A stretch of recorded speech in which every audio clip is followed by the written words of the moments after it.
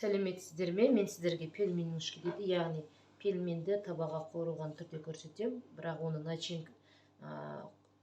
начинкасы, яғни картошка мен пюремен жусай болады.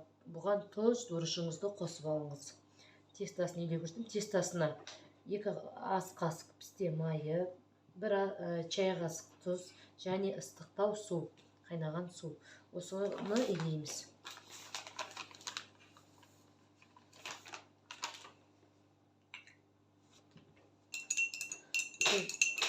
Суға тұзды сабалып араластырып алыңыздар. Өздеріңізге керегінше елеңіздер. Майды құямыз.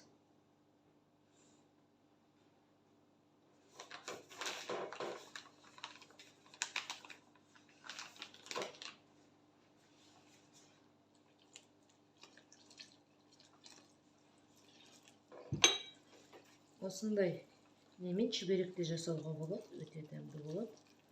Тұзды су мен майды қосып.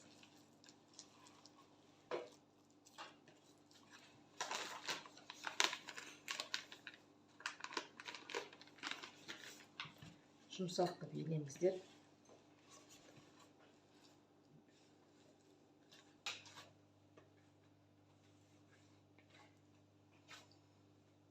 Ондар кішкене жабыспақ, сондай болады, көп тұрса қатайып кетеді. Осындай көлемде жасаңыздар, жұмсақ қыпшы. Тындырып қойсаңыздар да болады, тындырмай жасай берсеңіз де болады 5-10 минуттан. Онды молырақ сеуіп алыңыздар да алғашқыда. Ақырын басып жаямыз. Пельменге, мантыге қамыры жайғандай.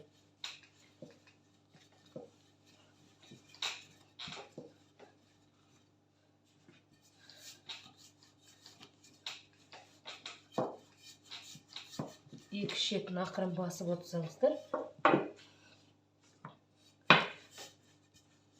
қарай өсіп кете береді.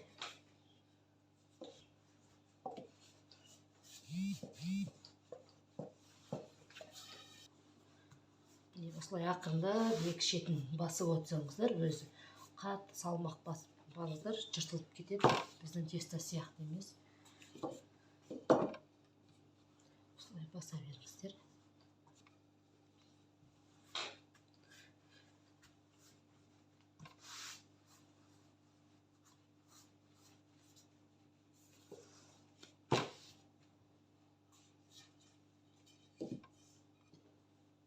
Мен пельменді осы немен қиып аламын.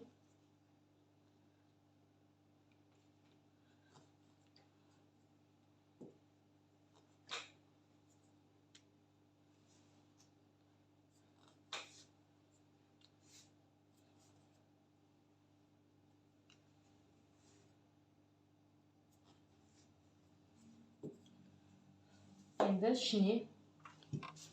ішіне жаңағы жасаған салмамызды саламыз.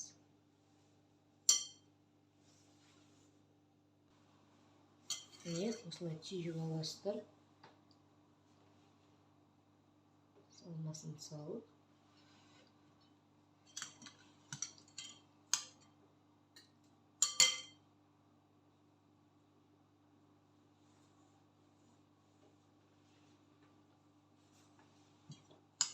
Қызып тұрған майға көріп аламыз қазір.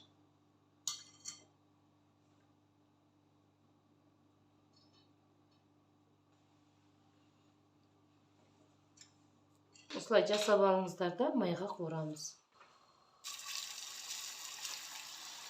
Қуырып аласыздар майға.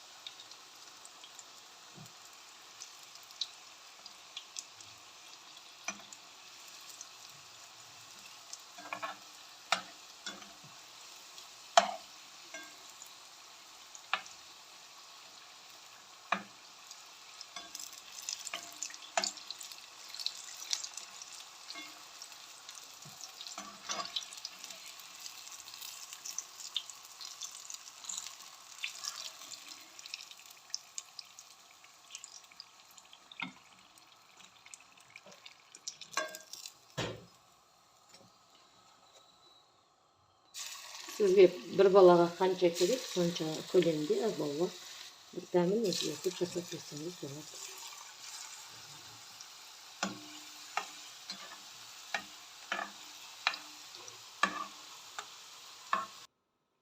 Міне арасы балаларға қаймақпен, айранмен батырып жейсе болады.